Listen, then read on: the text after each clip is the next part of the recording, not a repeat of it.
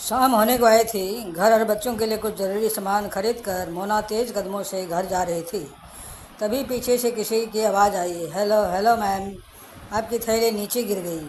मोना जैसे ही पीछे मुड़ी, उस शख्स को देखकर अचंभित रह गई। उससे ऐसा लगा मानो उस कड़कती ठंड में किसी ने बाल ठंडा पानी उसके सर पर डाल दिया हो। पूरे बदन में कंपकपी फैल गई, होंठ सूखने लगे, आंखों के सामने अंधेरा छाने लगा और वो बेहोश हो गई। कुछ देर बाद आंखें खुली तो हड़बड़ा कर उठी।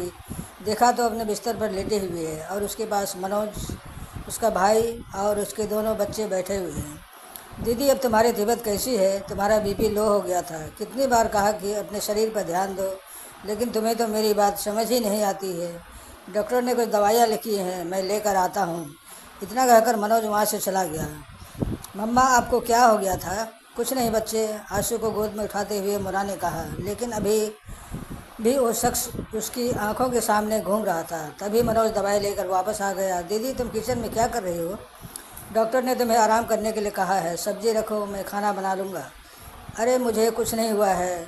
तू बहुत चिंता करता है। मैं ठीक हूँ, लेकिन कुछ सकुचाते हुए मोना ने पूछा, मुझे घर कौन ले आया? मुझे किसी ने फ़ोन किया तुम्हारे मोबाइल से, तो मैं वहाँ आया और देखा बिमला चाची और रमा चाची तुम्हें पकड़े हुए ले आ रहे थे। ये कहो कि मैं पास ही बंटी के घर ट्यूशन ले आया था। पता नहीं किस शख्स ने फ़ोन किया था। मेरे आने से पहले शायद वो चला गया था। अब हर समय मोना की आंखों के सामने उसी शख्स का चेहरा घूम रहा था। दूसरे दिन मोना अपने बैग में लंच बॉक्स रख रही थी। तभी उसकी नज़र रवि की तस्वीर पर पड़ी, जो उसने पर्स में रखी थी। रवि की तस्वीर देख अतीत में खो गई। तभी मनोज ने कहा, दीदी, मैं स्कूल के लिए निकल रहा हूँ। मोना सकपका कर उठ गई। हाँ हाँ ठीक है। दोनों बच्चे उसी स्कूल में पढ़ते थे जिस स्कूल में मनोज टीचर था। मोना भी तैयार होकर दफ्तर के लिए निकल गई। रास्ते भर उस शख्स का इंतज़ार कर रही थी। फिर सोचा, ये कैसे हो सकता है? शायद मेरा वहम हो। यही सोचते सोचते ऑफिस पहुंच गई। शाम को काम से निकलने में थोड़ी देर हो गई। अंधेरा भी हो गया। मोना घर के लिए निकल पड़ी। तभी उसे याद आया कि आशू ने कलर पेंसिल लाने के लिए कहा था। रास्ते में एक स्टेशनरी की दुकान पड़ती थी, वहीं से ले लूँगी, ये सोच मोना चलने लगी। दुकान पास ही था, अब वो भी बंद होने जा रही थी। तभी मोना ने कहा, भैया एक कलर पेंसिल का पैकेट और 2 नोटबुक दे दीजिए। तभी एक शख्स मोना की बात काटते हुए बोल पड़ा, भैया मुझे 4 नोटबुक, मार्कर और 2 ग्रीटिंग कार्ड्स दे दो। इतना कहकर मोना की तरफ मुड़ा। अरे आप तो वही हैं जो कल मिली थी। अब आप कैसी हैं? आप कल आप मुझे देखकर बेहोश हो गई थी। क्या हो गया था आपको? मोना कुछ नहीं बोल पाई, बस एकटक देखती रही। तभी दुकानदार ने कहा, बहन जी, ये रहा आपका सामान और ये आपका सामान भाई साहब। मोना ने पैसे दिए और दुकान से बाहर निकल गई।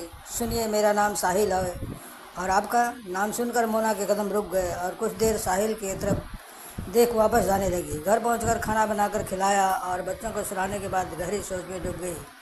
क्या ऐसा हो सकता है? बिल्कुल रवि की छवि, वैसे ही मुस्कान, वही चुलबुलापन, वही बोलने के ढंग।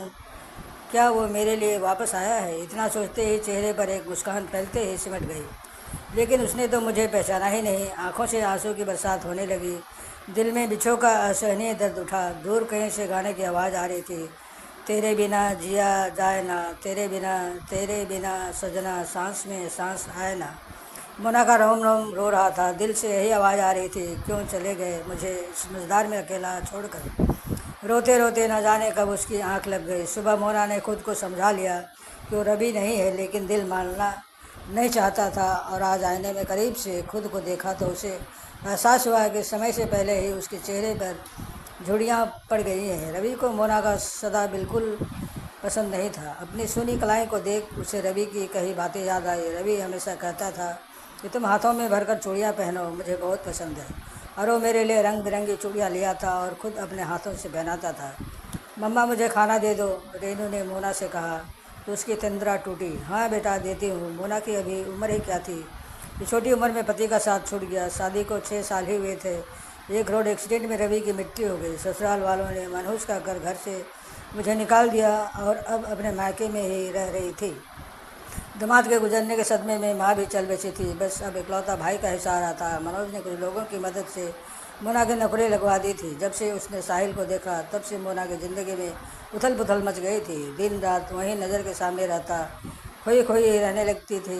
उसकी तारीफ खींचती जा रही थी। रास्ते में उसके आने का इंतजार करता, उसकी एक झलक पाने की कोशिश में लगे रहती। आज फिर ऑफिस से लौटते वक्त वो लड़का मिला सुनिए, उसने मोना को पुकारा। आज मोना रुक गई। एक लिफाफा थमाते हुए उसने हैप्पी न्यू ईयर कहा। उत्तर में मोना ने सेम टू यू कहा। फिर दोनों की बात शुरू हो गई। मोना इतनी सुंदर थी कि किसी का भी दिल उस पर आ जाए। आपने अपना नाम नहीं बताया।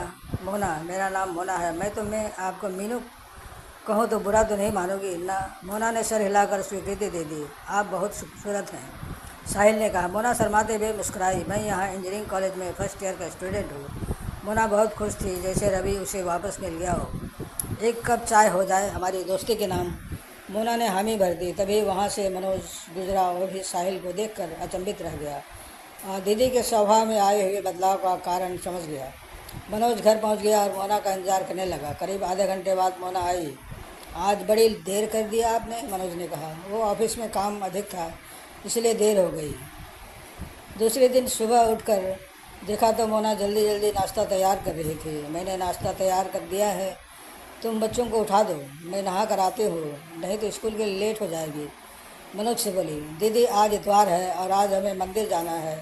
क्या तुम भी ये भी भूल गई? मोना सकपका गई। अरे, आज रविवार है। मैं तो भूल ही गई थी, लेकिन मंदिर क्यों जाना है? तुमने कोई पूजा रखी है क्या?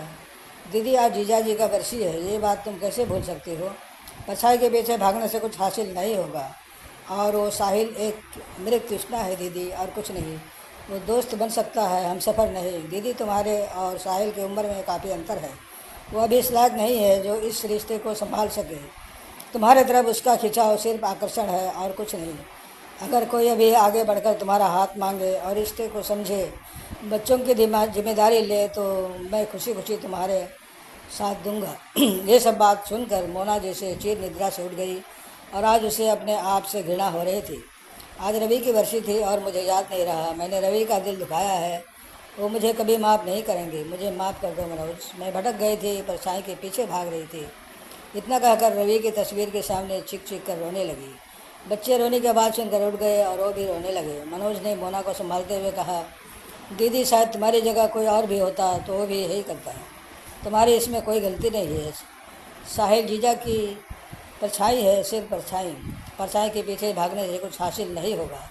संभालो अपने आप को। तुम्हारी प्राथमिकता बच्चे होने चाहिए, उनके भविष्य पर ध्यान दो। जीजा जी भी यही चाहते होंगे। दूसरे दिन एक नई मोना जरूर नज़र आई, जो अपनी जिम्मेदारी को समझते हुए नए साल में एक नए जीवन की शुरुआत करने जा रही थी। और फिर उस डगर में कभी नहीं गई जो उसे उसके फर्ज से विमुख कर दे। पर दिल में आशंका के कारण साहिल का पता लगाते रहे। कुछ खोजबीन के बाद पता चला कि साहिल मोना के पति का ही बेटा है। पढ़ाई के दौरान मोना के पति का प्यार किसी दूसरे लड़की से था और प्यार इश्क में वह बच्चा हो गया था। मोना और उसके पति की शादी घर वालों के जिद के कारण हुई थी। समाप्त। धन्यवाद भाई और बहनों।